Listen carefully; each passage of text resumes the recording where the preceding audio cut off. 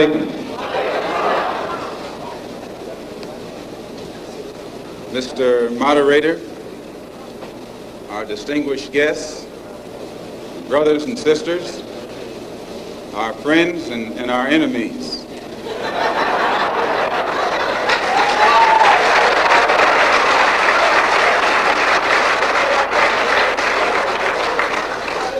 Everybody is here. As many of you know, last March, when it was announced that I was no longer in the Black Muslim movement, it was pointed out that it was my intention to work among the 22 million non-Muslim Afro-Americans and to try and form some type of organization or create a situation where the young people, our young people, the students and others, could study the problems of our people for a period of time and then come up with a new analysis and give us some new ideas and some new suggestions as to how to approach a problem that too many other people had been playing around with for too long. And that we would have some kind of meeting and determine at a later date whether to form a black nationalist party or a black nationalist army.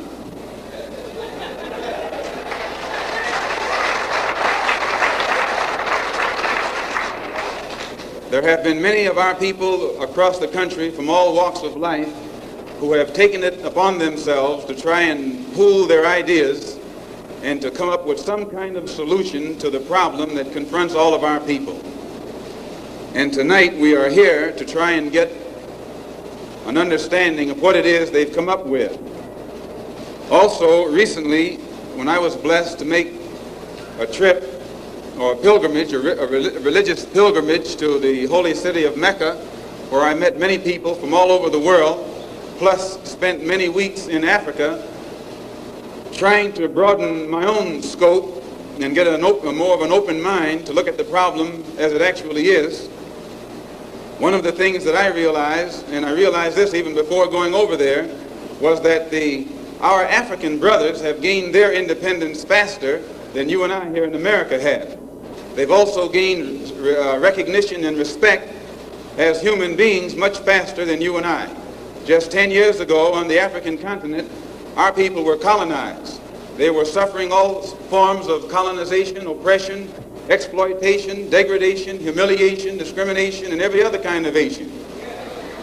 And in a short time, they have gained more independence, more recognition, more respect as human beings than you and I have. And you and I live in a country which is supposed to be the citadel of education, freedom, justice, democracy, and all of those other pretty sounding words. So it was our intention to try and find out what was our African brothers doing to get results so that you and I could study what they had done and perhaps gain from that study or benefit from their experiences. And my traveling over there was designed to help to find out how. One of the first things that the independent African nations did was to form an organization called the Organization of African Unity. The purpose of our Organization of Afro-American Unity, which has the same aim and objective, to fight whoever gets in our way.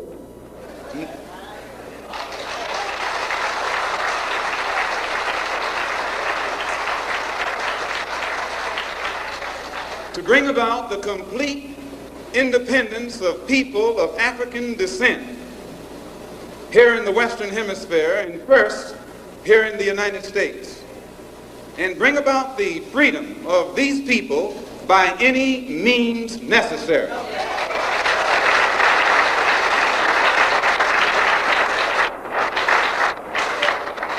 That's our motto. The purpose of our organization is to start right here in Harlem, which has the largest concentration of people of African descent that exists anywhere on this earth. There are more Africans here in Harlem than exist in any city on the African continent, because that's what you and I are, Africans. The Charter of the United Nations, the Universal Declaration of Human Rights, the Constitution of the United States, and the Bill of Rights are the principles in which we believe, and that these documents, if put into practice, represent the essence of mankind's hopes and good intentions, desirous that all Afro-American people and organizations should henceforth unite so that the welfare and well-being of our people will be assured.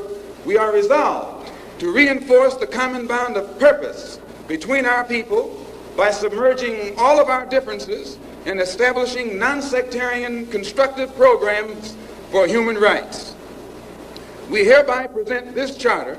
Number one, the establishment.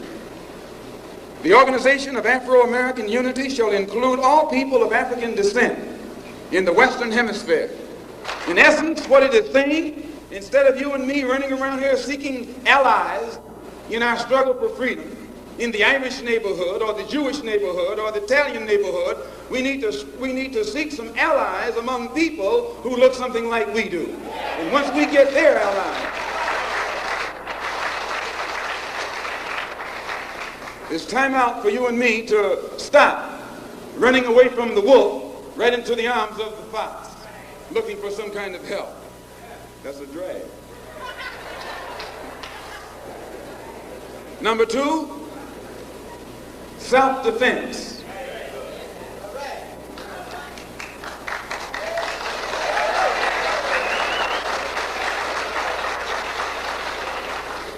Since self-preservation is the first law of nature, we assert the Afro-American's right to self-defense. The Constitution of the United States of America clearly affirms the right of every American citizen to bear arms. And as Americans, we will not give up a single right guaranteed under the Constitution. The history